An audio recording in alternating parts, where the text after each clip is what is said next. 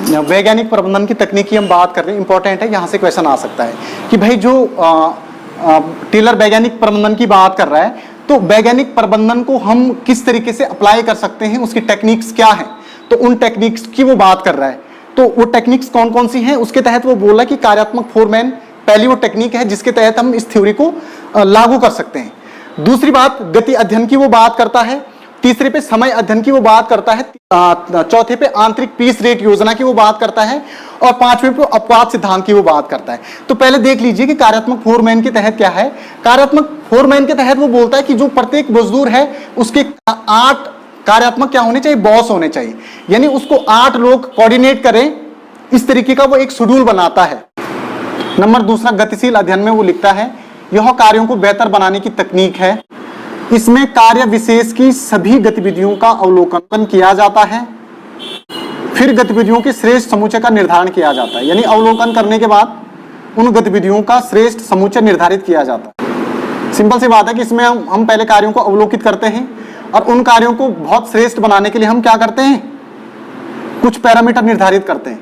Next लिख लीजिए समय अध्ययन, इसमें लिख लीजिए काम खत्म करने के मानक समय को निर्धारित करना, यानी हम इसमें काम को खत्म करने के लिए हम एक समय देते हैं, लक्ष्य देते हैं कि इतने समय में हम काम को खत्म करेंगे।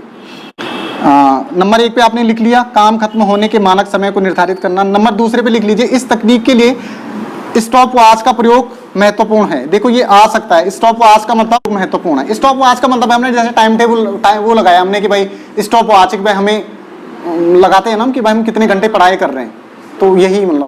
नेक्स्ट लिख लीजिए आंतरिक पीस रेट योजना। आंतरिक पीस रेट योजना के तहत मजदूरों को बोनस देने की बात की जाती है।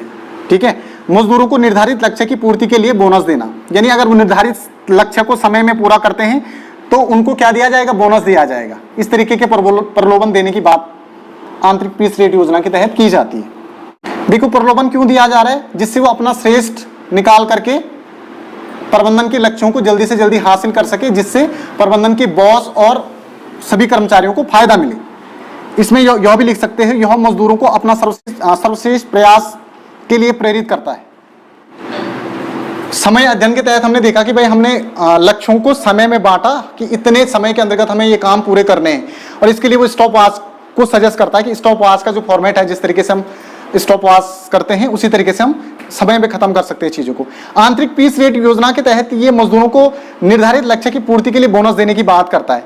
ये बोनस इसलिए देने की बात करता है कि वो अपना सर्वश्रेष्ठ प्रदर्शन कर सके, तो सर्वश्रेष्ठ प्रदर्शन करने के लिए वो बोनस देने की बात करता है। किसके तहत, आंतरिक पीस रेट योजना के तहत।